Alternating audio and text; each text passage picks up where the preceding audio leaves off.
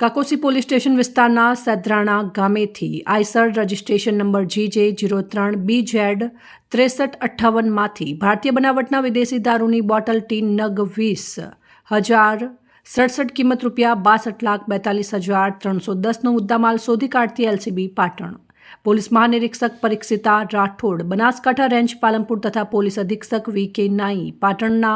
પાટણ જિલ્લામાં પ્રોહિબિશનની બધી નેસ્તનાબૂદ કરવા સૂચના કરેલ, જે અનુસંધાને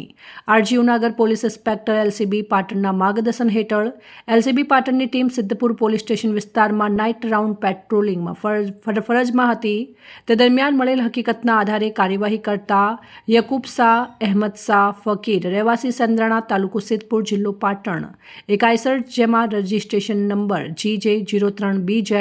6358નું છે, તેમાં પોતાના ઘર પાછળ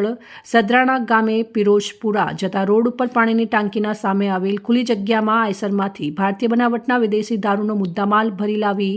અન્ય ગાડીઓમાં દારૂ પેટીઓ ટ્રાન્સફર કટિંગ કરે છે તેવી ચોક્કસ બાતમી હકીકત મળી આવતા હકીકતના આધારે એ જગ્યાએ એક આઈસર ટ્રક તેમજ એક સફેદ કલરની ફોર્ચ્યુનર ગાડી મળી આવી હતી. અહેવાલ માનસિંહ ચૌધરી, સંબંધ ભારત ન્યૂઝ, પાટણ.